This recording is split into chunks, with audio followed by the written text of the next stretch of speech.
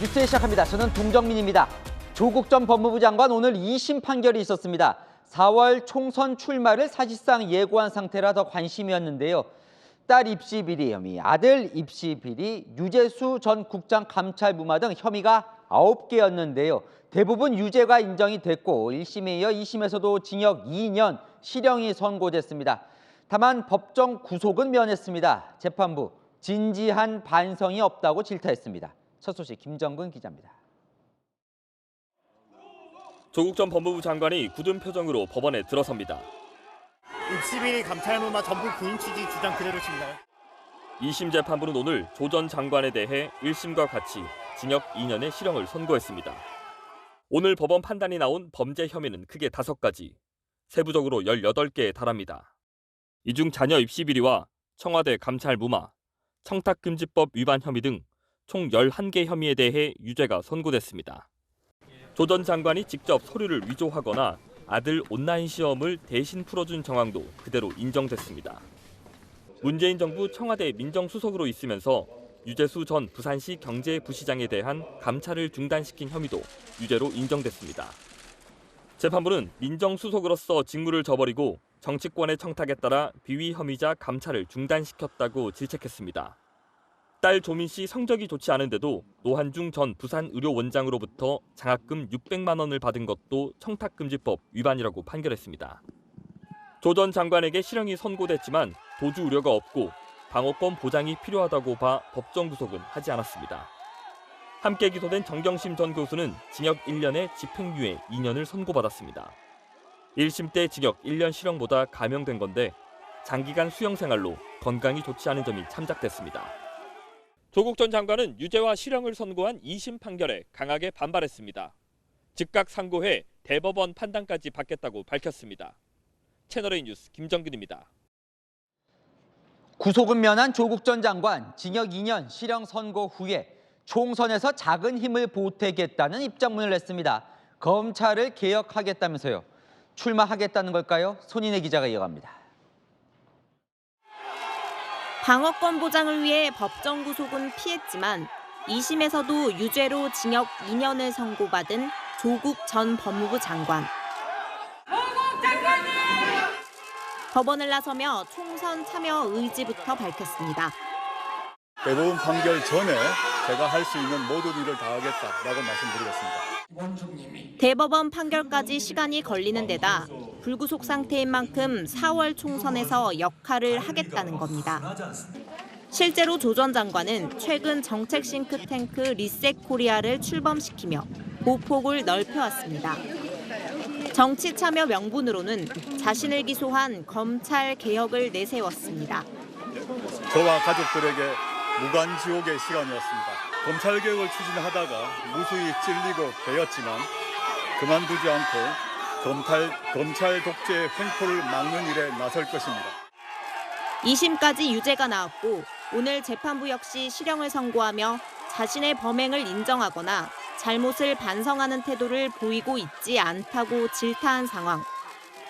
하지만 조 전 장관은 아랑곳하지 않고 갈 길 가겠다고 밝혔습니다. 저는 많이 부족하고 여러 흠이 있다면서도 그러나 여기서 포기하지 않고 새로운 길을 걸어가겠다고 했습니다. 만약 조 전 장관이 총선에 나와 당선되더라도 대법원에서 형이 확정되면 그 즉시 의원직을 잃습니다. 채널A 뉴스 손인혜입니다.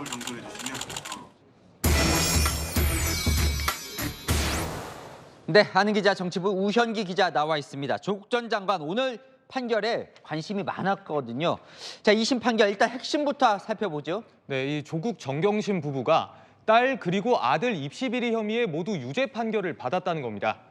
결정적인 근거가 된 건 부산의 한 호텔에서 딸 조민 씨가 인턴 실습을 한 증명서입니다. 조국 전 장관 컴퓨터에서 나온 파일 속성 쿡조 등 물증을 근거로 판결했습니다. 청와대 감찰 무마, 청탁금지법 위반 혐의까지 11개 혐의가 유죄였습니다. 재판부가 오늘 조국 전 장관을 엄하게 질타도 했다면서요. 네, 바로 잘못을 반성하는 태도를 보이고 있지 않다는 이유였습니다. 법원은 범죄 사실에 대한 인정이 전제되지 않은 사과나 유감을 진지한 반성이라고 평가하기 어렵다, 이렇게 말했거든요. 조 전 장관이 판결 후에도 사과를 하긴 했는데 범죄 사실에 대한 사과는 역시 아니었습니다.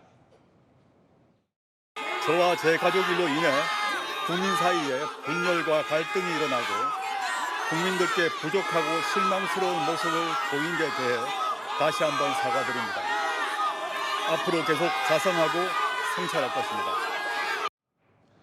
자, 그런데 잘 보니까 2심 결과가 집행유예는 아니고 징역형이에요. 그런데 또 법정 구속은 안 됐어요. 이거 왜 그런 겁니까? 네, 바로 이 도주 우려가 없다고 봤기 때문입니다. 통상 실형을 선고할 때는 다른 사정이 없으면 법정 구속을 해왔는데 2021년부터는 구속할 필요성이 있어야만 법정 구속을 하는 걸로 완화가 됐거든요. 그러나 법조계에선 일반인이라면 1, 2심 다 실형인데 법정 구속 안 했겠느냐며 형평성 지적이 나옵니다. 자, 오늘 결과에 관심이 쏠렸던 이유는 4월 총선과도 연관이 돼 있거든요. 지금부터 살펴보죠. 출마하는 겁니까? 네, 이번 총선에서 나 정치할 거다, 이건 분명히 한 걸로 보입니다. 이 조 전 장관이 입장문에 윤석열 정권의 폭주와 무능, 무책임을 바로잡는 데 모든 힘을 보태겠다며 새로운 길을 만들어가겠다고 썼거든요. 제가 조 전 장관과 가까운 의원들에게 직접 연락을 좀 해봤는데요. 이 출마를 할지 비례로 나갈지는 정해지지 않았지만 분명한 건 이번 총선 때 정치를 하겠다는 것이라고 해석했습니다. 그래요. 정치 방법이라면 출마도 있고 또 신당을 만드는 방법도 있을 것 같아요. 조국 신당. 어떤 선택을 할 가능성이 높아 보입니까? 네, 그렇습니다. 새로운 길을 만들어가겠다는 표현도 그렇고 최근까지 조국 전 장관이 보여온 행보를 보면 신당 창당에 무게가 실립니다. 한 친문계 의원도 최근 비례대표 선거제도가 준연동형 제도로 확정된 만큼 더더욱 신당 창당 가능성이 커졌다고 예측했습니다. 조 전 장관 측은 채널A에 설 연휴 기간 동안 숙고의 시간을 가지고 머지않은 시간에 구체적인 행보를 말하겠다고 밝혔는데요. 연휴 직후 간담회 등을 갖고 계획을 밝힐 거란 이야기도 나옵니다. 자, 그렇다면 만약에 신당을 만든다면 지금 민주당이 준연동형제로 가기로 하면서 준위성정당식 만드는 논의가 시작이 된 것 같은데 거기에 참여를 할지가 관심이에요. 네, 이 조 전 장관이 신당을 만든다고 해도 민주당과 함께 할까? 현재로선 불투명합니다. 민주당이 오늘 위성정당이죠. 이 통합 비례정당 논의를 시작하긴 했는데 조국 신당 같이 하냐 물으니까 나머지 정당들은 창당도 안 돼 있거나 원내 진입도 안 돼 있다. 이렇게 애둘러 말하며 선을 그었거든요. 이 당내 특히 친명계에선 중도층 표심을 생각하면 함께할 수 없는 거 아니냐는 이야기도 나옵니다. 이 윤석열 정권 심판으로 선거를 치르려는데 문재인 정부를 떠올리게 하는 조국 전 장관이 표심에 도움이 되겠냐는 겁니다. 다만 조 전 장관 지지층과 민주당 지지층, 이 겹치는 지점에 고심하고 있습니다. 자, 마지막 변수는 이 대법원 판결 같습니다. 최종 판결은 언제쯤 나올까요? 네, 이 대법원 선고, 통상의 사건에 비춰보면 기간이 들쭉날쭉이라 언제 나올지 예상하기는 어렵습니다. 다만 대법원이 이 판결을 확정하면 조 전 장관은 바로 구속 수감됩니다. 출마를 해 당선이 되더라도 의원직을 잃게 되는 거죠. 이 가능성을 조 전 장관도 모르는 게 아닐 텐데 제가 한 친문계 인사에게 물었더니 그렇게 되더라도 또 탄압받는 의미가 될 수 있다고 설명했습니다. 네, 정치의 의지가 강해 보이네요. 네, 안희 기자, 우영기 기자였습니다. 자, 국민의힘이 사실상 공천판을 다시 짜고 있습니다. 한동훈 비대위원장, 신청은 자유지만 공천은 다르다고 했었죠. 서울 강남과 송파 지역부터 판을 다시 짜고 있습니다. 이현재 기자입니다. 누구나 양지를 원합니다. 신청을 하는 것은 본인의 자유인 것이고요. 이기는 설득력 있는 공천을 하기 위해서 노력할 겁니다. 국민의힘이 이기는 공천을 앞세우며 일부 지역 공천을 원점 재검토하는 분위기입니다. 서울 강남과 송파가 대표적입니다.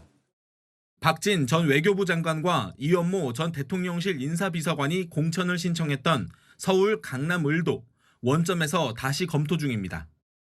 대통령과 가까운 두 사람을 상대적으로 험지인 곳으로 보내고 강남을에는 새 바람을 불러일으킬 영입 인사를 보내는 방안이 유력합니다. 한 국민의힘 관계자는 고동진 전 삼성전자 사장을 영입할 때 강남 공천 얘기가 나온 것으로 안다고 말했습니다. 김웅 의원이 불출마한 서울 송파갑도 4명의 공천 신청자 외에 제3의 인물까지 넣어 폭넓게 살펴볼 거란 관측이 나옵니다. 송파갑은 지난 총선에서 3,600표 차이로 신승한 곳이라 인물 경쟁력을 강조할 수밖에 없다는 겁니다. 국민의힘 핵심 관계자는 공천 신청자들의 경쟁력이 현저히 떨어진다면 새 인물을 내보낼 수도 있다고 설명했습니다. 국민의힘은 전국적으로 실시해 오던 공천 신청자들의 경쟁력 평가 여론조사를 오늘 마쳤습니다. 이 결과를 토대로 당 지지율에 비해 경쟁력이 떨어지는 후보를 세 판 짜기 대상에 포함할 예정입니다. 채널A 뉴스 이현지입니다. 인요한 전 혁신위원장이 한참 전에 예견했던 이 중진 허음지 출마론도 현실화되고 있습니다. 삼선 김태호 의원이 당의 출마 요청에 따라 경남 양산을 출마를 선언했습니다. 김기현 대표 지역구 이동 이야기도 나옵니다. 최수연 기자입니다.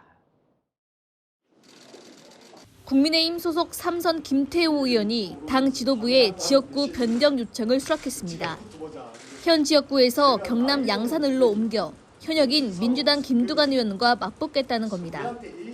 전쟁 중에 또 명장을 또 예를 들어 투입해서 승리를 이끌기 위해서는 그런 아픔은 좀 감수하고더라도 또 투입할 수밖에 없는 그런 저는 상황이다 이렇게 보고 있습니다.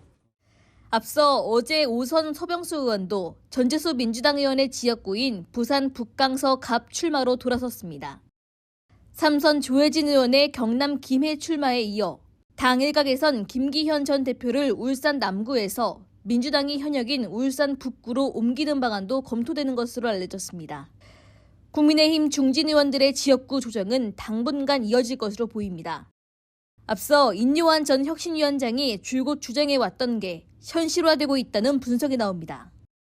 당 지도부 및 중진, 대통령과 가까이 지내는 의원들은 총선 불출마를 선언하거나 아니면 수도권 지역에 어려운 곳에 와서 비교적 당선이 수월한 지역구에 중진 의원을 빼 해당 지역에 새 인물을 넣고 중진 의원은 민주당 현역 의원 지역구로 보내 1+1의 효과를 보겠다는 구상인데 장동혁 사무총장은 기존 지역구와 옮겨간 곳 두 곳 다 이기기 위한 노력의 일환이라고 강조했습니다.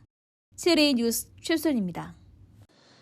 더불어민주당에서는 친명, 친문 간 갈등이 충돌 양상으로 번지고 있습니다. 이 친문 쪽에선 임종석 전 비서실장뿐 아니라 윤건영, 고민정 의원도 가세했습니다. 이 논란 이재명 대표가 직접 정리하라고요. 김유빈 기자입니다. 사흘째 이어지고 있는 윤석열 정권 탄생 책임론. 민주당 친문계 의원들은 이재명 대표가 직접 나서서 친명, 친문 갈등을 수습하라고 촉구했습니다. 대표적인 인물 중에 하나도 저일 텐데요. 그러면 저보고 총선 나오지 말라는 이야기인가. 지금의 이 사안을 정리할 수 있는 건 대표님밖에 안 계시지 않나. 그래서 좀 정리를 해주셨으면 좋겠습니다. 친문 핵심 윤건영 의원도 대선 패배는 민주당 모두의 책임이라며 이 대표가 깔끔하게 상황을 정리하고 가야 한다고 요구했습니다. 친명계 지도부가 모여 임종석 전 대통령 비서실장의 서울 중성동갑 출마는 안 된다고 뜻을 모았다는 보도까지 나오면서 상황은 더 악화됐습니다. 지도부는 일단 부인했지만 지도부가 임종석 의원 출마에 대해서 비판적인 의견을 가졌다 이런 얘기가 있는데 그건 사실이 아닙니다. 임종석 전 비서실장은 여기서 더 가면 친명이든 친문이든 당원과 국민들께 용서받지 못할 것이라고 경고했습니다. 대선 패배론이 임 전 실장을 넘어 문재인 전 대통령을 겨누는 게 아닌지 친문 측은 의심하고 있는 만큼 이 대표에게 직접 정리하라 통첩한 것으로 해석됩니다. 비명에서 집단 대응이나 이런 것까지도 가능할 분위기일까요? 그렇게 안 되게 하는 것이 정치죠. 총선 공천이 본격화되자 친문 친명 간 해묵은 앙금이 터진 게 아니냐는 관측이 나옵니다. 채널A 뉴스 김유빈입니다. 친명계는 물러설 생각이 없어 보입니다. 오히려 책임의 범위를 임종석 전 실장뿐 아니라 이인영, 도종환, 전해철 등 문재인 정부 장관 출신들까지 넓히는 분위기입니다. 딱 한 사람 추미애 전 장관을 보는 시선은 좀 다릅니다. 전민영 기자입니다. 윤석열 검찰 정권의 탄생의 원인을 제공하신 분들 역시 책임 있는 자세를 보여주시기 바랍니다. 민주당 내에선 임혁백 공천관리위원장이 임종석 전 대통령 비서실장만을 겨냥한 건 아니란 해석이 나옵니다. 한 친명 의원은 문재인 정부에서 장관을 지낸 이인영, 도종환, 전해철 의원 등도 해당되지 않겠냐고 말했습니다. 이인영 의원에게 현재 지역구가 아닌 고향 충북 청주 출마를 권유하는 건 할 수 있는 얘기란 말도 나왔습니다. 문재인 정부에서 장관을 지낸 의원들도 책임의 대상이란 겁니다. 한 친명 인사는 당이 미래로 가야 하는데 문재인 정부 인사가 먼저 정리되지 않으면 공천 퍼즐을 풀어내기 힘들다고 말했습니다. 다만 추미애 전 법무부 장관은 전략 공천 가능성이 유력합니다. 친명 관계자는 당에서 추 전 장관에 대한 여론조사를 여러 지역에 돌렸는데 결과가 괜찮았다고 전했습니다. 일각에선 지난 2018년 경기도지사 선거 당시 당 대표였던 추 전 장관과의 인연이 영향을 미친 것 아니냐는 해석도 나옵니다. 진짜 해낸 사람, 진짜 검증된 인물, 실력으로 증명된 이재명만이 우리가 믿을 수가 있습니다. 여러분, 이재명의 약속을 믿습니까? 민주당은 설 연휴 직후 하위 20% 현역 의원 통보와 전략 공천 등으로 압박 수위를 더 높일 걸로 보입니다. 채널A 뉴스 전민영입니다.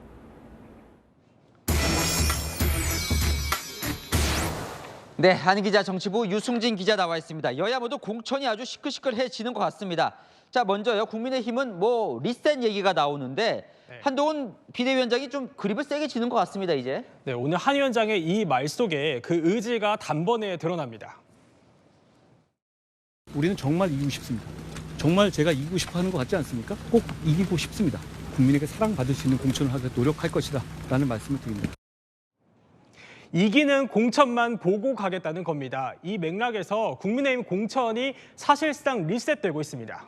어떻게 리셋이 되고 있습니까? 네, 대표적인 곳이 강남인데요. 강남 의뢰에 박진 전 장관, 이원모 전 비서관이 공천을 신청했던 거죠. 한 위원장은 누구나 양지를 원한다. 신청은 본인의 자유라고 잘라 말했거든요. 리셋됐습니다. 두 사람 대신 다른 후보 공천이 현재로서는 유력합니다. 왜 리셋하냐? 간단합니다. 두 사람은 대통령 측근이고 인지도도 있으니까 다른 지역으로 가고 양지인 그 자리에는 신선한 인물을 채우겠다는 겁니다. 대통령 측근이라고 봐주는 것 없이 전국이 이기는 공천 하겠다는 거죠. 영남 중진, 특히 낙동강 벨트 험지 출마하고 있는 것도 같은 맥락이에요? 네, 그렇습니다. 출마 요청을 받은 서병수, 김태호, 조혜진 의원은요. 모두 자신들의 지역구에 공천 신청을 했는데요. 돌연 다른 지역으로 옮겨달라고 공개 요청한 겁니다. 대신에 한 위원장 내부 공천 잡음을 극도로 꺼리고 있습니다. 지난 총선 때는 당시 김영호 공관위원장의 험지 출마 요구를 거부하고 무소속 출마 강행하는 경우가 있었는데 결과적으로 지지층 분열을 가져왔거든요. 이번 교통정리는 한 위원장의 측근이죠. 장동혁 사무총장이 맡고 있습니다. 절차는 이렇습니다. 공관위 내부에서 먼저 논의를 하고요. 조정이 필요하다 이런 결론이 나면 중진 의원들에게 1대1로 연락을 해서 당을 위해 어려운 지역에 나가달라 이렇게 부탁을 하는 거죠. 이후 적절한 시기에 언론에 공개를 하고 중진 의원은 당을 위해서 수용하는 모양새를 취하는 겁니다. 일방적 통보로 서로 얼굴 붉힐 일 만들지 않고 언론에 공개를 해서 취지를 설명해 현 지역구 주민들에게도 양해를 구하는 거죠. 국민의힘 한 관계자는요. 만약 낙선하더라도 당을 위해 희생했다는 인식이 생기니까 명예로운 길을 열어준 거다 이렇게 평가를 하더라고요. 그런데 이 리셋이 이제 시작이라면서요? 네, 맞습니다. 오늘 국민의힘 모든 후보들의 경쟁력 평가 여론조사가 나왔거든요. 그 결과에 따라서 새 판짜기가 본격화됩니다. 국민의힘 핵심 관계자는 데이터에 기반해 경쟁력이 떨어지면 그 지역에 우선 공천이든 전략 공천이든 할 수 있다면서 객관적 데이터로 후보를 설득하게 될 것이라고 말하더라고요. 조사 자료를 들이밀며 공천 신청자들이 수긍하게끔 하겠다는 겁니다. 자, 민주당 쪽은 좀 어때요, 지금? 예. 네, 민주당은요. 이재명 대표를 중심으로 친명계가 그립을 잡고 공천판을 흔들고 있습니다. 윤석열 정권 탄생 책임론에 대한 반발이 임종석 전 실장에서 고민정 최고위원, 윤건영 의원 등 다른 친문계 인사들로까지 확산되고 있는데요. 대선 패배 책임을 문재인 정부로 돌리려는 기류가 생기니까 발끈한 거죠. 친명계 입장에선 친문 색채를 덜어내는 공천이 이루어져야 진짜 이재명 대표 중심의 정당이 될 수 있겠죠. 자, 양쪽 다 그러니까 대표가 이제 그립을 지고 지고 가는 모양새인데 여론이 중요하겠죠. 네, 여론. 맞습니다. 오늘 발표된 여론조사 결과를 한번 볼게요. 한 위원장 취임 이래 국민의힘과 민주당 오차 범위 내 접전이었는데요. 2주 새 국민의힘이 오차 범위 밖에서 민주당을 앞섰습니다. 일단 국민의힘이 상승세를 탄 분위기지만 총선까지 아직 2달이 남았습니다. 경쟁력 있는 인물을 적재적소에 보내고 공천 과정의 잡음을 잘 관리하는 쪽이 아무래도 여론의 호응을 더 얻을 수 있겠죠. 자, 이제 설 연휴 시작되니까 또 설 민심 중요하겠죠? 아는 기자 유승진 기자였습니다. 자, 이 설 민심 잡기엔 장보러 나온 시장만한 곳이 없죠. 오늘 인천 계양을 현역 의원인 이재명 대표 그리고 도전자 원희룡 전 장관 모두 같은 한 전통시장을 찾았습니다. 두 사람이 잠깐 스치기도 했다는데요. 마크맨 이상원, 조민기 기자가 현장에 다녀왔습니다. 이재명 민주당 대표가 어깨띠를 두르고 인천 계양산 전통시장에 등장했습니다. 네, 이재명 민주당 대표 지난해 11월 이후 석 달 만이죠. 자신의 지역구인 인천 계양을에서 공개 활동을 이어가고 있습니다. 지금 제 뒤로 보이시죠? 이재명 대표가 시장을 찾아 상인과 시민들에게 인사를 하고 있습니다.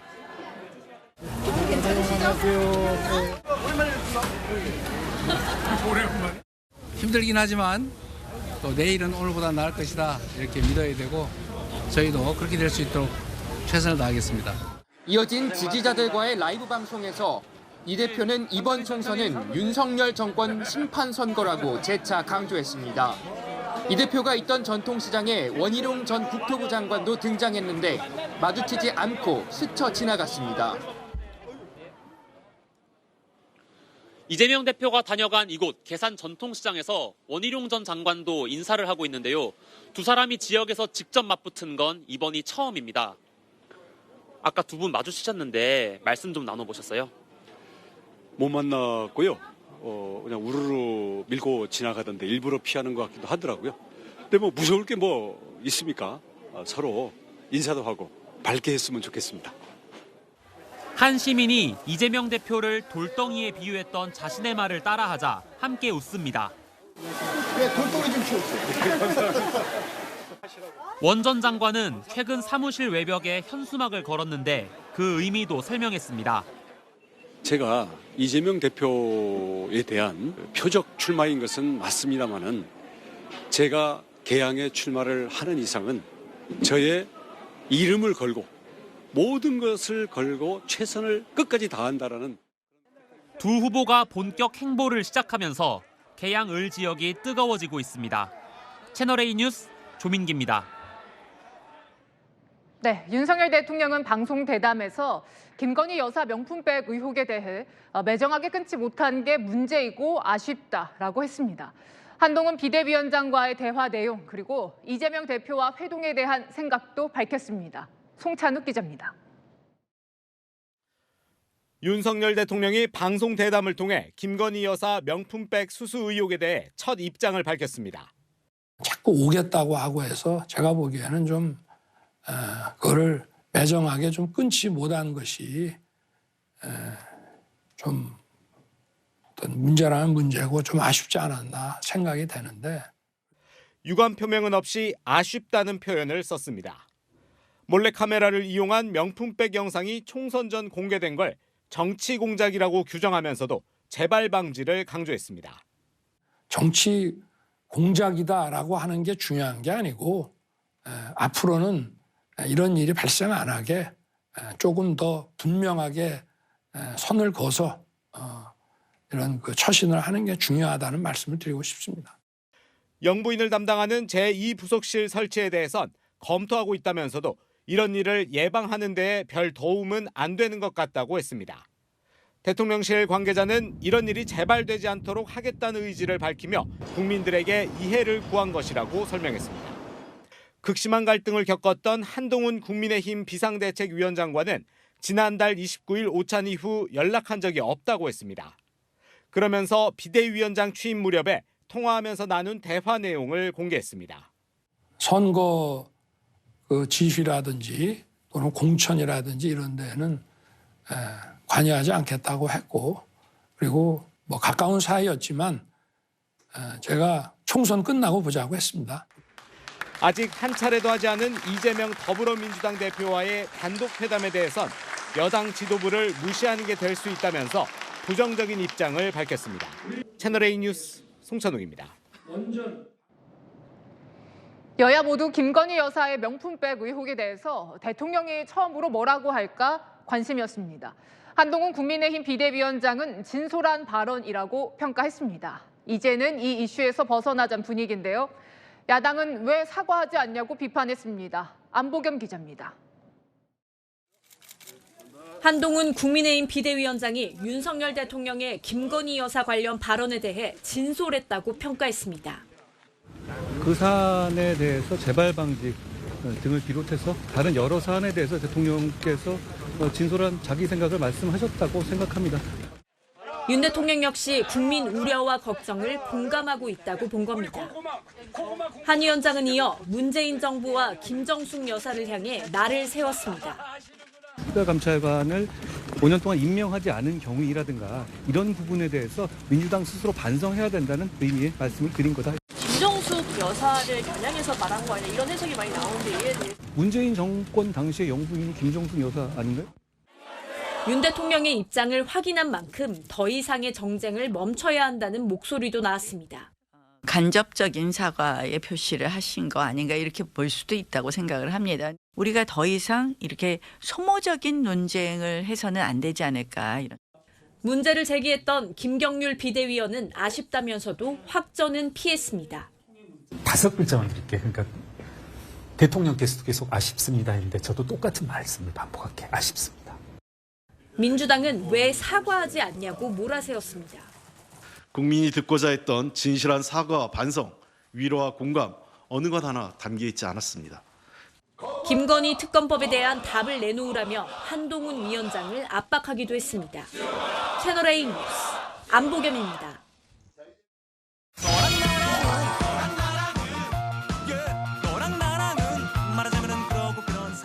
네, 윤수민 기자와 여랑야랑 시작합니다. 첫 번째 주제 보겠습니다. 자, 어제 대담 때 김건희 여사가 받은 가방을 파우치라고 해서 또 논란이더군요. 네, 이 가방이 파우치냐 핸드백이냐를 두고 논란이 뜨겁습니다.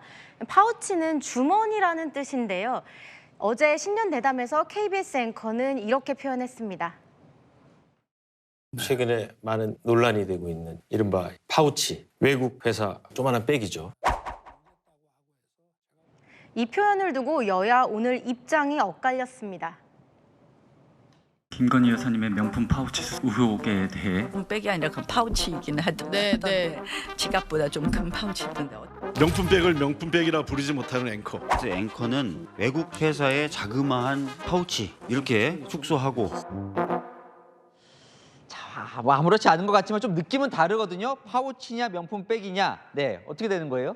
네, 파우치도 근거가 없는 건 아닙니다. 일단 홈페이지, 가방의 홈페이지를 보면요. 논란이 된 가방 이름이 레이디 파우치거든요. 네, 그러니까 가방 이름을 따서 파우치라고 한 거예요. 네, 하지만 야당은 같은 홈페이지를 근거로 파우치가 아니라고 주장합니다.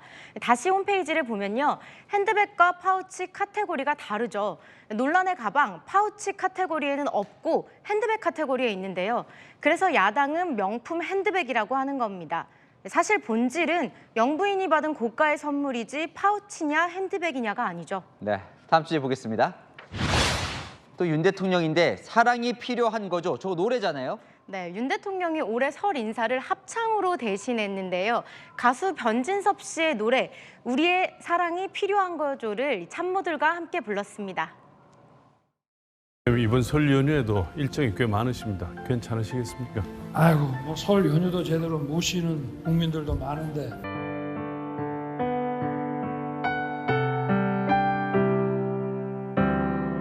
앞서가는 사람들과 뒤에서 보는 사람들 모두 다 우리들의 사랑이 필요한 거죠. 늘 건강하시고 새해 복 많이 받으십시오.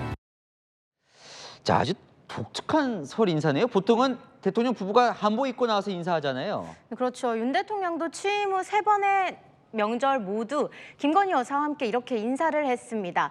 대통령실은 전통적인 명절 인사에서 탈피하자는 대통령 의견을 반영해 바꿨다는데요. 요즘 이슈의 중심에 있는 김 여사를 등장시키지 않으려고 낸 아이디어라는 해석도 나옵니다. 여야 대표들의 설 인사도 함께 보실까요? 정치에 대한 국민의 신뢰를 되찾겠습니다. 민주당이 하겠습니다. 민생을 살리고 경제를 살리고. 네, 주제 하나 더 보겠습니다. 한동훈 위원장 오늘 연탄 봉사활동을 했던데 무슨 일이 있었던 거예요? 뭐 좀 많은 일이 있었다면서요? 네, 새해 들어 정치인 테러가 많았죠. 이 살벌한 경호가 펼쳐졌습니다.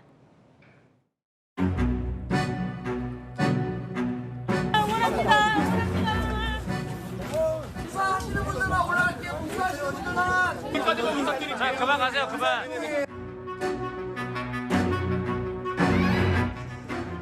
저기 보인다. 한 위원장 정치인 되고는 첫 봉사활동이었는데 어땠습니까? 네, 봉사활동은 1시간 반 넘게 이어졌는데요. 같이 보실까요? 연탄을 실은 수레를 직접 끌었고요. 지게도 맸습니다. 수레 끌면서 오르막길 오르는 게 쉽진 않은데요. 네, 어린이와도 호흡을 맞추다 보니 계속 앉았다 일어났다를 반복했습니다. 얼굴에 검댕이도 묻었군요. 네, 얼굴에 잔뜩 검은 숯을 묻히고 동네 어르신이 주는 고구마를 먹기도 했습니다. 또 한 위원장 누군가를 단속하는 모습도 포착됐는데요. 같이 보실까요? 또 여기서 무슨 얘기를 하고 있는 거예요? 네. 뭘 드시고 뭘 입어도 어울려요. 그런다고 이게 만회되지가 않아요. 네, 김경률 비대위원 윤 대통령 신년 대담을 아쉽습니다. 5글자로 총평했죠. 한 위원장의 뼈 있는 농담 같은데요. 떠나가지 않게 민심 단속하랴, 사람 단속하랴 한 위원장도 바빠 보이네요. 네, 지금까지 여랑야랑이었습니다. 다음 소식입니다. 의대 정원을 반드시 늘리겠다는 대통령실과 결사반대라는 의사들 간의 충돌이 만만치가 않습니다. 이른바 빅4로 불리는 대형 병원 전공의들이 총파업에 동의를 했는데 대통령실은 의사 면허 취소까지 검토한다며 초강수를 예고했습니다. 홍란 기자입니다. 설 연휴 이후 의사단체들이 집단행동에 나설 가능성이 높아진 가운데 대통령실은 강경 대응 입장을 재차 확인했습니다. 지금이라도 무너져가는 의료 체계를 바로잡고 미래를 준비하지 않으면 대한민국의 미래가 없습니다. 대통령실 고위 관계자는 집단행동 발생 시 업무 개시 명령과 의사 면허 취소 조치도 검토하겠다며 의대 증원은 물러설 수 없는 사안임을 강조했습니다. 대한의사협회는 설 직후 총파업을 선언한 가운데 전공의들은 병원별로 파업 찬반 투표를 진행 중입니다. 소위 빅5 병원 중 서울대병원, 세브란스, 서울 아산병원, 삼성서울병원 등 4곳은 파업 참여로 가결됐습니다. 서울 성모병원은 진료 과별로 파업 참여 여부를 논의 중입니다. 빅5 병원에 근무하는 전공의는 모두 2천여 명으로 전체 전공의의 15%에 달합니다.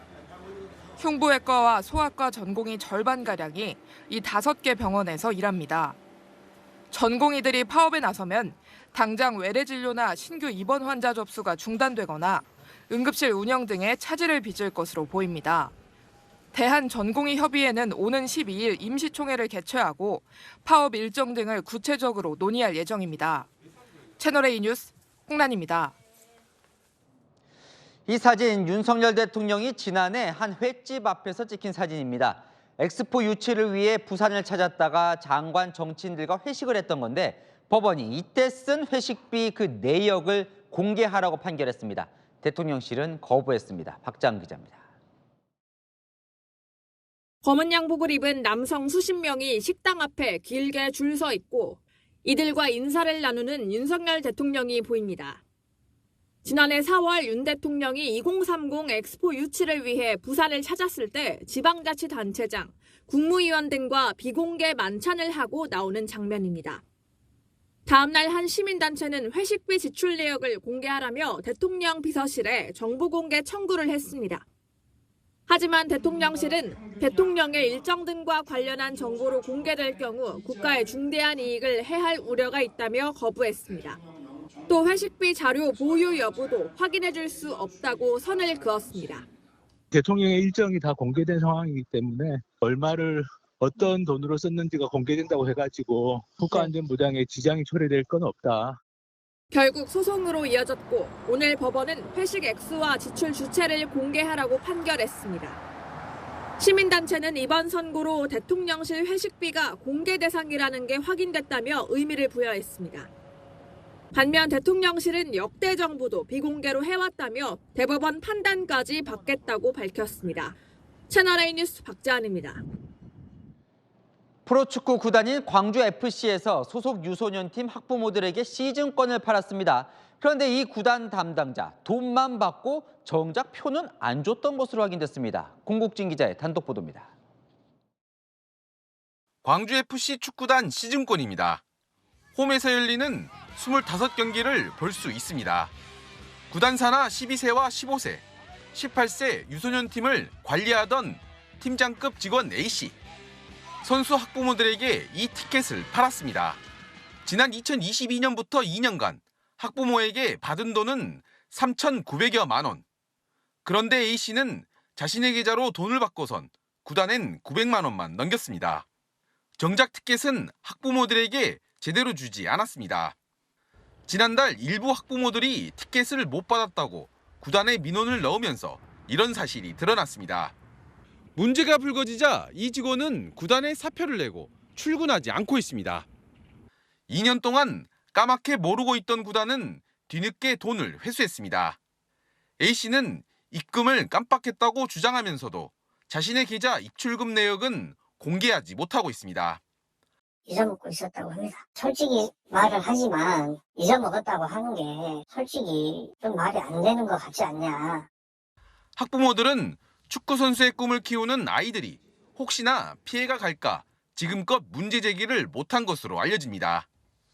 취재가 시작되자 구단은 다음 주 긴급 인사위원회를 열기로 했습니다. 매년 예산을 지원하는 광주시도 구단 측에 경찰 고발을 요구하기로 했습니다. 채널A 뉴스 공국진입니다. 가수 영탁 씨, 본인의 이름이 들어간 막걸리 상표를 두고 소송을 벌이고 있죠. 오늘 2심에서도 승소했습니다. 최지원 기자입니다. 알아주던 막걸리 한 잔. 지난 2020년 가수 영탁 씨는 예천양조와 1년 계약을 맺고 영탁 막걸리를 출시했습니다. 하지만 계약 기간이 끝난 뒤에도 예천양조가 자신의 이름을 계속 사용하자 영탁 씨는 상표권 사용 금지 소송을 제기했습니다. 당시 재판부는 영탁 씨의 이름이나 얼굴을 막걸리 제품이나 광고에 사용한다면 예천양조와 관계가 있다고 오해할 수 있다며 영탁 씨의 손을 들어줬습니다. 요즘 막걸리 좀 드십니까? 요즘에 아주 시원하게 마시고 있습니다. 한동안 마시기가 좀 뜨거웠는데 요즘에는 시원하게 마십니다. 오늘 2심에서도 재판부는 영탁 씨의 손을 들어줬습니다. 그러면서 영탁으로 표시된 막걸리를 생산, 유통하거나 이를 제품 포장, 광고에 표시해서는 안 된다며 이미 만든 제품도 폐기하라고 명령했습니다. 다만 제3자가 가진 제품 폐기는 제외했습니다. 한편 예천양조 대표 백모 씨는 상표권 분쟁과 별개로 영탁 측이 거액을 요구해 계약이 결렬됐다는 허위 사실을 유포해 지난달 1심에서 징역 6개월에 집행유예 1년을 선고받은 바 있습니다. 채널A 뉴스 최재원입니다. 아파트를 계약하면 축하금으로 수천만 원을 주겠다. 지방이 아닌 서울에서 미분양된 아파트들의 파격 마케팅입니다. 유찬 기자가 현장 취재했습니다. 지하철역에서 걸어서 5분 거리 역세권 아파트도 미분양을 피하지 못했습니다. 서울의 한 주상복합 아파트 건설 현장입니다. 2년 전 분양을 시작했지만 미분양 물량이 70%에 달해 계약 축하금까지 내건 할인에 들어갔습니다. 상담을 받아보니 계약을 하면 5천만 원 넘게 돌려준다고 설명합니다. 5,450만 원이에요. 이걸 빼주는데 계약 때 3,900만 원 주고 잔금 때 1,550만 원 주겠다는 거죠. 분양가 7억 9천만 원, 전용 면적 58제곱미터 집을 일단 4천만 원으로 계약할 수 있는 셈입니다. 이렇게 해도 주인 찾기가 쉽지 않습니다. 적자만 있는데 보건에 대한 문제 없으니까 그래서 그런 거고요. 세포를 분양받을 만한 여력들이 없는 것 같아요. 지난해 말 전국 미분양 주택은 6만 2천여 가구로 10개월 만에 증가세로 돌아섰습니다. 서울 미분양만 1,000가구에 달합니다.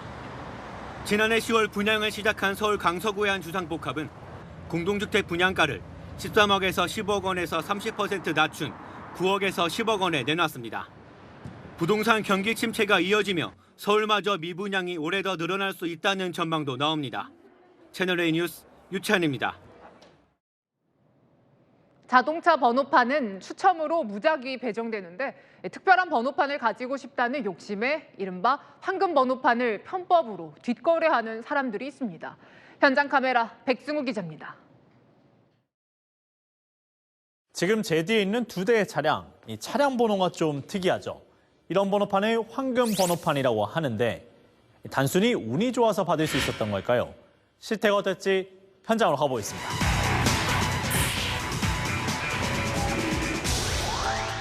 서울 강남의 청담 사거리. 30분 만에 이른바 황금 번호판에 단 차량 8대가 눈에 띕니다. 더 희귀하다고 알려진 8888 번호도 2대나 포착됩니다. 대부분 고가의 수입차들입니다. 어떻게 번호 얻으셨는지 혹시 알 수 있을까요? 어디 가봐야 돼가지고 그것도 저도 잘 모르겠어요. 경기도의 한 차량 등록 사무소를 가봤습니다. 차량 번호는 무작위로 추첨해 배정되는데 좋은 번호를 당첨받기 위한 대행업체 직원, 브로커들이 적지 않습니다. 네, 여기서 고르시면 되시고요. 번호 그래도 좋은 거 많이 있으니까 고르시면 되실 것 같아요. 이게 하루에 10개 나오고. 한 번 추첨에 2,000원 안팎의 수수료를 내면서 좋은 번호가 나올 때까지 기다리는 겁니다. 그 넘버를 얻기 위해 한 수십 대의 신규 등록이나 변경 등록 신청서를 갖고 와서 업무를 보고 가시곤 했죠. 낭비라고 할 수밖에 없죠. 이런 행정 낭비와 번호판 사유화 우려로 중국과 중동 국가들과 달리 우리나라는 차량 번호판 매매를 공식적으로는 허용하지 않고 있습니다. 하지만 명확한 규정도 없다 보니 인터넷 중고거래 사이트나 브로커, 수입차 딜러 등을 통해 황금 번호판이 암암리에 거래됩니다. 1789가 잘 나가요. 포커가. 이걸로 했을 때는 500이에요. 333에 333을 저희가 3,000에 팔았어요. 이런 거 있으면 4,000까지도 팔려요. 금액이 딱 책정되어 있는 금액이 아니라 말 그대로 이제 시가점. 이런 황금 번호판을 어떻게 내 차에 달 수 있는 걸까? 황금 번호판에 단 차량을 먼저 중고차로 매매해 명의를 이전합니다. 구입한 중고차를 새 차 말소하면 차량 소유자는 새 차에도 기존 황금 번호판을 옮길 수 있습니다. 폐차 소유자가 6개월 안에 신차를 출고하면 기존 번호판을 그대로 받을 수 있는 걸 이용하는 겁니다. 선생님 명의로 이전을 하시고요. 그다음 폐차장에서 폐차를 하면 말소 증명서가 나온대요. 영업사원한테 그 말소 증명서를 주면 그 번호로 출고가 된다고 하더라고요. 얼마나 많은 황금 번호를 확보하느냐가 경쟁력인 셈인데 한 브로커는 영업 비밀을 귀띔해줬습니다. 이렇게 연결되어 있는 부분들이 있을 거 아니에요. 여기에 번호가 나와야 돼요. 직접적으로 말씀 못 드리는데 일단 뭐 그런 쪽으로 좀 돼 있다. 과시욕의 산물이 된 황금 번호판. 국토교통부는 조만간 시행령을 바꿔 말소된 차량 번호 재사용을 막기로 했습니다. 현장 카메라 백승우입니다. 내일부터 나흘간의 설 연휴가 시작됩니다. 팬데믹 이후 최대 규모인 인구의 절반 넘게 대이동을 할 예정입니다. 서울 요금소 현장에 서창우 기자 나가 있습니다. 서 기자, 지금 고속도로 상황 어떻습니까? 네, 이곳 서울 요금소에는 설 연휴 하루 전날인 오늘부터 정체가 시작되고 있습니다. 저녁 7시 기준으로 오늘 하루 38만 대가 서울 밖으로 빠져나갔습니다. 취재진이 오늘 오후 헬기를 타고 고속도로 상황을 봤더니 서평택과 신갈 분기점 등에서 차량들이 꼬리 물고 가는 모습을 쉽게 볼 수 있었는데요. 이번 설 연휴 동안 팬데믹 이후 최다 규모인 2,852명, 우리나라 인구 55%가 이동할 거란 전망까지 나오고 있습니다. 지금 서울에서 출발하면 부산까지 7시간, 대전까지 3시간 40분, 광주까지 5시간 20분이 걸릴 전망입니다. 연휴 시작 전이라 일찍 가면 안 밀릴 줄 알고 나왔는데 다들 같은 마음으로 일찍 나온 것 같습니다. 교통정체가 가장 극심한 건 내일 정오가 될 것으로 보입니다. 전국 휴게소 10곳에는 이동식 전기차 충전 서비스가 무료로 제공되고 있습니다. 충전에 대해서 걱정이 많거든요. 특히 명절에는 더 심할 거라 생각을 했는데 이제 이렇게 무료 충전 서비스를 해주니까 충전에 대한 걱정도 좀 덜고. 지금까지 서울요금소에서 채널A 뉴스 서창우입니다. 길지 않은 연휴지만 해외여행 떠나는 분들 많습니다. 이번 명절에만 100만 명 가까이 이용할 인천공항으로 바로 가보겠습니다. 조현진 기자, 여행객들이 많이 보이네요. 네, 저는 지금 인천공항에 나와 있습니다. 항공사 카운터마다 탑승 수속을 밟으려는 여행객들이 길게 줄을 서 있는데요. 모처럼 떠나는 해외여행에 설렘이 가득했습니다. 연휴가 짧다 보니 일본이나 동남아 같은 단거리 여행을 택한 사람들이 많았습니다. 친구들이랑 베트남 여행 가게 됐고요. 매우 설레서 빨리 가고 싶네요. 저희 대가족 22명이서 같이 4박 5일로 세부 여행 가게 됐고 이제 기분은 지금 대가족이랑 가는 거라 매우 기분이 좋습니다. 오늘 하루 20만 1천여 명이 인천공항을 이용할 것으로 보이는데요. 공항공사는 오는 12일까지 97만 6천여 명이 인천공항을 오갈 것으로 내다봤습니다. 오늘과 내일 12일엔 20만 명을 넘길 것으로 예상됩니다. 코로나 사태 이전인 2019년 당시와 비슷한 수준으로 사실상 해외여행 수요가 완전히 회복된 걸로 평가됩니다. 공항공사는 출입국장을 평소보다 30분 일찍 열고 보안 검색 인력 120명을 더 늘렸습니다. 또 스마트 셀프 서비스 이용을 안내하는 인력 270명도 추가로 배치했습니다. 공항 직통열차는 새벽 1시 때까지 운영되고 경기 지역을 오가는 공항버스도 추가 운영됩니다. 지금까지 인천공항에서 전해드렸습니다. 네, 일본 후쿠시마 원전에서 오염수가 5톤 넘게 누출됐습니다. 우리 정부는 9시간 지나서야 통보를 받았는데요. 일본은 바다로 흘러가진 않았다고 밝혔지만 불안감이 커졌습니다. 도쿄에서 김민지 특파원입니다. 후쿠시마 제1원전 부지 안에서 오염수가 누출된 건 어제 오전 8시 53분쯤입니다. 오염수는 1차 정화장치에서 세슘과 스트론튬 등을 먼저 여과한 뒤 알프스로 불리는 다액종 제거 설비로 옮겨져 대부분 방사성 물질을 제거하는데 바로 이 첫 번째 정화 과정에서 누출된 겁니다. 당시 누출된 오염수는 5.5톤, 세슘과 스트론튬 등 방사성 물질 220억 베크렐이 포함돼 일본 정부에 보고하는 기준치의 200배가 넘었습니다. 도쿄전력 측은 오염수가 앞바다로 흘러들어가지 않았다며 다만 땅에는 스며들 가능성이 있어 내일 흙을 회수한 뒤 조사하겠다고 밝혔습니다. 인간이건 동물이건 유의미한 수준으로 전달될 가능성은 없어 보입니다. 이걸 토양을 회수하고 적당한 처리를 한다면 아무 문제가 될 개연성은 없어 보입니다. 일본 언론은 수동 밸브 16곳 중 10곳이 열려 있었다면서 이번 사고가 실수일 가능성이 있다고 보도했습니다. 現時点では外部への影響は確認されてございませんが、継続して各種のモニターを注視してまいります。 문제는 우리 정부가 사고 발생 9시간이 지나서야 통보를 받았다는 점으로 시스템 개선 목소리가 나옵니다. 앞으로는 좀 더 빨리 통보될 수 있도록 저희들이 계속 협의 요청을 하도록 하겠습니다. 도쿄전력은 올해만 7번에 걸쳐 오염수 54,600톤을 바다로 방류할 계획입니다. 이번 오염수 누출 사고로 투명하고 안전한 방류 처리를 요구하는 목소리가 커지고 있습니다. 도쿄에서 채널A 뉴스 김민지입니다. 네, 미국의 바이든 대통령은 올해 대선 후보로 나설 게 유력한데요. 가장 큰 리스크는 나이라는 얘기가 나옵니다. 엉뚱한 사람 이름을 대거나 단어를 떠올리지 못해 구설에 오르곤 했는데 이번엔 독일의 전 총리 메르켈을 헬무트 콜로 잘못 말했습니다. 김용선 기자입니다. 현지 시간 7일 미국 뉴욕에서 열린 기금모금 행사에 참석한 조 바이든 대통령이 말실수를 했습니다. 3년 전 영국에서 열린 G7 정상회의를 회고하면서 헬무트 콜 독일 총리와 만나 대화를 나눴다고 말한 겁니다. 그런데 정작 당시 회의에서 만났던 건 앙겔라 메르켈 전 총리로 콜 전 총리는 이미 2017년에 별세했습니다. 불과 사흘 전에는 프랑스 대통령 이름을 잘못 불렀습니다.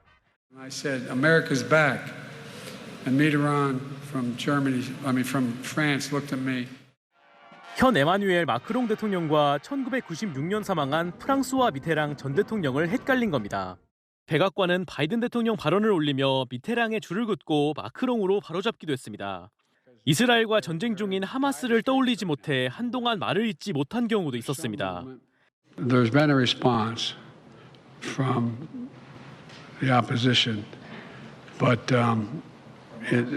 yes, I'm sorry, from Hamas. 모두 불과 나흘 새 발생한 발언 논란들입니다. 블룸버그 통신은 82살의 바이든이 재선 도전 과정에서 나이에 대한 우려와 싸우고 있다고 평가했습니다. 채널A 뉴스 김용성입니다. 전쟁 중인 팔레스타인 소식입니다. 이스라엘이 인질 교환을 조건으로 휴전을 하자는 하마스 제안을 단칼에 거절했습니다. 승리가 코앞에 있으니 끝까지 가겠다라는 겁니다. 김태림 기자입니다. 굉음과 함께 뿌연 연기가 피어오르고 거대한 폭발이 일더니 사람들이 혼비백산 달아납니다. 이스라엘군의 공습으로 차량과 건물이 파괴된 겁니다. احنا قاعدين بنعمل الأنشطة التفريغية للأطفال سقوط صواريخ على بوابة المخيم اللي احنا فيه وتناثرت الشظايا على هدول الأطفال وعلينا. 가자 지구 북부를 점령한 데 이어 최남단 도시 라파까지 진격한 이스라엘이 하마스의 휴전 제안을 거부했습니다. אנחנו בדרך לניצחון מוחלט. הניצחון הוא בהישג יד. אם החמאס ישרוד בעזה, זאת רק שאלה של זמן עד הטבח הבא. 135일간의 휴전을 제안하며 이스라엘 인질 100여 명과 팔레스타인 수감자 1,500명을 맞교환하자는 하마스의 제안을 망상적이라며 묵살한 겁니다. 하마스를 뿌리 뽑을 때까지 전쟁을 이어가겠다는 기존 입장을 거듭 강조했습니다. 양측 사이를 중재 중인 미국은 이스라엘을 계속 설득하겠다는 입장입니다. We do think it creates space for agreement to be reached. And we will work at that relentlessly until we get there. 하마스 측도 이집트 카이로를 방문해 중재국들과 새로운 협상에 나서겠다고 했습니다. 어느덧 5달째로 접어든 전쟁이 끝날 기미가 보이지 않는 가운데 피난민이 몰려있는 남부 전선에서 추가 민간인 희생이 우려됩니다. 채널A 뉴스 김태림입니다. 연기 경력을 합하면 200년, 80대 노장 배우들의 열정이 주목받고 있습니다. 연극 무대, 스크린 가리지 않고 곳곳을 누빕니다. 이현용 기자가 취재했습니다. 뭐라고? 네가 헛걸 본 거라고? 소리 지르지 마! 두 불황인이 오지 않는 고도를 기다립니다. 단순한 무대 구조지만 복잡한 감정의 대사를 배우들의 찰진 호흡만으로 풀어냅니다. 내 품 안으로 와! 내 품 안으로? 박근영, 신구, 박정자 모두 80대. 연기 경력만 도합 약 200년. 뛰고 넘어지고 몸을 사리지 않고 젊은 배우들처럼 150분의 상연 시간에 주 6회 공연을 거뜬히 소화합니다. 어제 40회차까지 전 회차 전성 매진으로 연극계 유례없는 기록입니다. 작품에서 처음 만났지만 신구와 박근영, 출연 이유가 서로 닮았습니다. 제가 연극 청년병이었을 때 우리나라 초연되는 걸 잠깐 몇 장면을 보긴 봤어요. 한번 해보고 싶은 욕심이 있었어요. 신체적으로도 그렇고 우리 기억력으로도 그렇고 부담스러운 작품이에요. 그런데도 불구하고 배우도 내가 해보고 싶었던 작품의 하나. 실제 절친 배우 남은희와 김영옥이 작품에서도 친구로 만났습니다. 은심아, 먹자. 60년 만에 고향에서 16살의 추억을 마주하는 이야기. 이 영화 자체가 또 다른 추억입니다. 돌이켜보면 네가 나를 평생 지켜준 천사였어. 바다부터 골목 구석구석 버거울만도 하지만 연기 열정으로 거뜬합니다. 인지도가 분명한 분들이고 그 연령대에도 뭔가 맹렬히 활동하고 있다라는 그런 부분들, 그런 것이 주는 이제 신뢰감 같은 것들이 분명히 있는 거죠. 인생의 희로애락까지 더해지면서 무르익은 연기로 관객을 사로잡고 있습니다. 채널A 뉴스 이현용입니다. 이번 설 연휴 동안 갑작스러운 추위는 없겠습니다. 이미 고향으로 향하고 계신다면 서쪽 지방에서는 밤사이 짙어지는 안개를 주의하셔야겠습니다. 연휴 내내 맑겠지만 당일인 토요일에는 충청과 호남, 제주도에 비가 예보돼 있고요. 제주도는 일요일까지 이어집니다. 연휴 마지막 날인 월요일에는 전국이 맑아서 귀경길 날씨 괜찮겠습니다. 내일도 한때 공기가 탁한데요. 수도권은 오전에만 먼지 농도 나쁨이 되겠습니다. 내일 아침 기온은 서울과 전주 영하 2도로 오늘과 비슷하겠고요. 한낮에는 서울 5도, 광주 8도, 부산 11도로 남부에서는 다소 온화하겠습니다. 내일 바다의 물결은 전 해상에서 잔잔하게 일겠고요. 일요일과 월요일 남해상을 중심으로 최고 3m의 높은 파도가 예상됩니다. 날씨였습니다. 조국 전 장관 오늘 항소심에서 실형을 선고받은 직후 포기 않고 새로운 길을 가겠다고 했습니다. 총선 출마를 말하는 모양인데요. 오늘 재판부는 진정한 반성을 하지 않았다고 지적했습니다. 그러자 조 전 장관 이미 15번 대국민 사과를 했다고 반박했는데요. 저희가 찾아봤습니다. 사과를 하긴 했는데 검찰이 억울하게 기소했다는 얘기로 가득했습니다. 사과 횟수보다 무엇을 사과하는지 명확하게 밝혀주는 게 그래도 고위공직자를 지낸 인사의 예의가 아닐지요. 마침표 찍겠습니다. 국민은 아직 사과 받지 못했다. 뉴스에 마칩니다. 감사합니다.